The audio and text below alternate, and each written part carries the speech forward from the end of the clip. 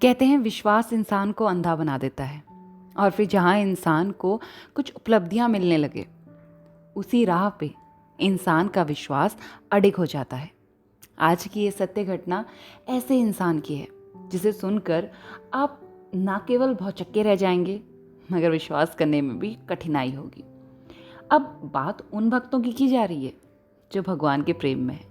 उनका समझना इस बात को कोई आश्चर्यजनक बात नहीं है, क्योंकि लड्डू गोपाल जिस घर में विराजित हैं वहाँ पर आए दिन ऐसे चमत्कार वो करते रहते हैं। आज की सत्य घटना रहमान जी की है। रहमान जी बताते हैं कि उनकी बेटी 3 साल की उम्र में माहिरा छत से गिर गई, जिसकी वजह से उसकी आवाज़ चली गई। कहते डॉक्टर से बहुत इलाज कराया मगर डॉक्टर ने कहा ये अब साइंस के हाथों में नहीं, कोई चमत्कार होगा तो ही कहा जा सकता है। कुछ समय बाद, करीबन 1 से 2 साल बाद, उनकी पत्नी की भी मृत्यु हो गई। अब माहिरा और रहमान दोनों अकेले रह गए। माहिरा के एक पैर पे पोलियो था, जिसकी वजह से वो अच्छे से चल फिर नहीं पाती थी। डॉक्टर ने कहा था इसे ज़्यादा नहीं चलाना, वरना दूसरा पैर जिस पे ज़्यादा जोर पड़ेगा वो भी कमज़ोर हो जाएगा। रहमान जी एक दुकान में काम किया करते थे और उसी दुकान के मालिक भी थे, मगर इतनी आमदनी नहीं थी। रहमान जी कहते हैं जैसे तैसे दिन काट रहा था। अब तो बस एक मात्र जीने का सहारा माहिरा थी, वो भी ना बोल सकती और ना चल सकती। उसका ख्याल रखना यही जीवन था।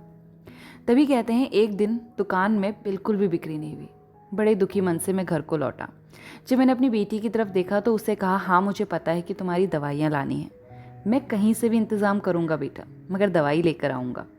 वो बोली पिताजी पिताजी। बस मुंह चल रहा था क्योंकि आवाज़ तो थी नहीं, लेकिन इशारा रहमान जी खूब समझते थे। उन्होंने कहा क्या हुआ बेटा? तो वो अपनी छत की तरफ इशारा कर रही थी जहाँ पर मोंटी नहीं थी, लेकिन टैंकी छत पे ही रखी हुई थी। उन्होंने सोचा शायद ये कुछ कहना चाह रही है, मगर ध्यान नहीं दिया। कहने लगे कि तुम्हारे उर्दू के टीचर आ रहे हैं जो तुम्हें तालीम देते हैं, पढ़ाएंगे, ध्यान से पढ़ना। घर पर ही आया करते थे करीबन 1 घंटे के लिए। थोड़ी देर बाद उन्होंने खाना वगैरह खाया, आराम किया और शाम को दुकान खोलने फिर चले गए। वापस लौटे तो 7 बजे भी वो इसी तरह का इशारा कर रही थी। बात समझ में नहीं आई, मगर इस बार रहमान जी ने कोशिश करी। रहमान जी ने उससे कहा। वो अपनी बेटी को उठाकर टैंकी की तरफ गए। टैंकी में झांका तो देखा कि कुछ पड़ा हुआ है। अब बेटी हाथ में थी, निकाल नहीं सकते थे। बेटी को साइड पे रखा और निकालने की कोशिश की, मगर निकल न सका। पानी पूरा गिरा नहीं सकते थे क्योंकि वहाँ पानी टाइम टू टाइम ही आया करता था। फाइनली उन्होंने पड़ोस के किसी बच्चे को जो खेल रहा था बुलाया और टैंकी में से निकालने को कहा। जब बच्चे ने टैंकी में से सामान निकाला तो वो एक लड्डू गोपाल थे। क्योंकि रहमान जी ऐसी सोसाइटी में रहते थे जहाँ हिंदू भी हुआ करते थे, तो उन्हें पहचानने में देर नहीं लगी कि ये हिंदुओं के लड्डू गोपाल हैं। उन्होंने कहा कि लड्डू गोपाल का मैं क्या करूँगा, लेकिन तभी उन्होंने अपनी बेटी की तरफ देखा तो माहिरा बहुत खुश दिख रही थी। उन्होंने कहा अपनी पत्नी के जाने के बाद मैंने अपनी बेटी को पहली बार इतना खुश देखा था। उन्होंने उसे अपनी बेटी के पास ही रख दिया और उस दिन उन्होंने खाना वाना खाया।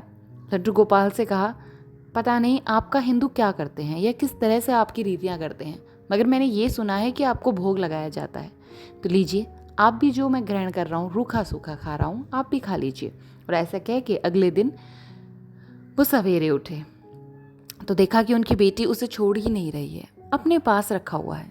तो वो अपनी बेटी को ही देकर अपनी दुकान चले गए। वापस लौटे तो बेटी काफ़ी खुश थी, जिसे देखकर वो बहुत ज़्यादा खुश हो रहे थे। अब उन्हें फ़र्क नहीं पड़ता था कि ये हिंदुओं के हैं कि मुसलमान के, खुशी देने से मतलब है। लेकिन उन्होंने अपनी बेटी को समझाया कि बेटा, खाला आए जो बगल में ही रहती है तो उन्हें कुछ मत बताना, क्योंकि ये हमारे समुदाय के बाहर की बात है।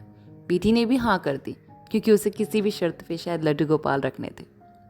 वो कहते हैं कुछ महीने ऐसे ही बीत गए।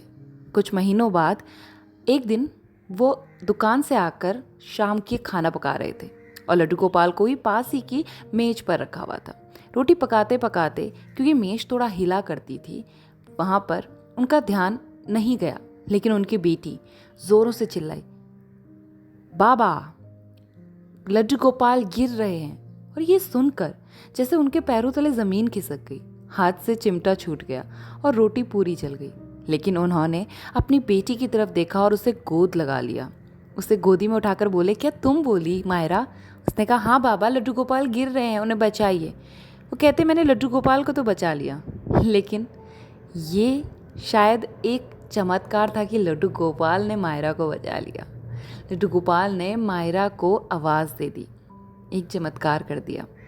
अब उन्हें विश्वास हो गया था कि भगवान अगर ये कर सकते हैं तो मेरी बेटी को चला भी सकते हैं। थोड़ा इंसान लालची हो ही जाता है। कुछ टाइम लगा, लेकिन उसकी ये मुराद भी पूरी हुई। कहते, एक दिन मायरा लड्डू गोपाल को भोग लगा रही थी और कहती भी जा रही थी, आपको मिर्च लग रही होगी ना, पानी कैसे लाऊं, थोड़ा दूर है। ऐसा कहते कहते उसने कोशिश करी और धीरे धीरे सही उसने चलना भी सीखा। हाँ, पूरी तरह ये एक मैजिकल पार्ट नहीं है, लेकिन जिस तरह से आप भगवान को देखो, भगवान अपने भक्त को उसी तरह से देखते हैं। भाव होना चाहिए।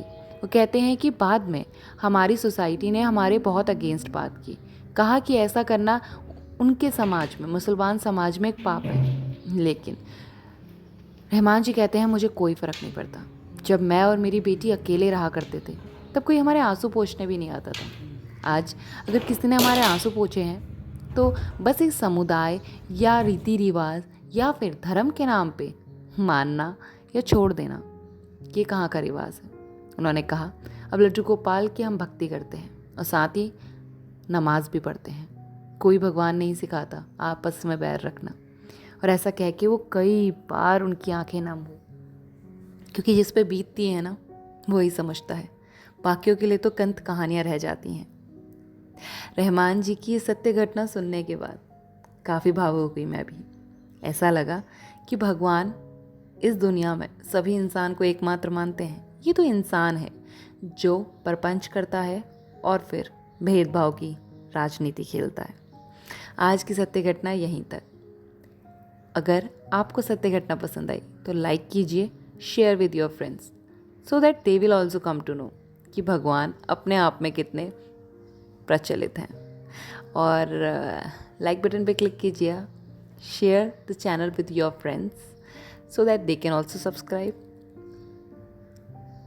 जल्द लौटूंगी एक अच्छी सी सत्य घटना के साथ। तब तक अपना, अपने बच्चों का, लड्डू गोपाल का ख्याल रखिए, लगे रहिए भक्ति में और कमेंट में लिखना ना भूलिएगा। श्री कृष्णा, राधे राधे।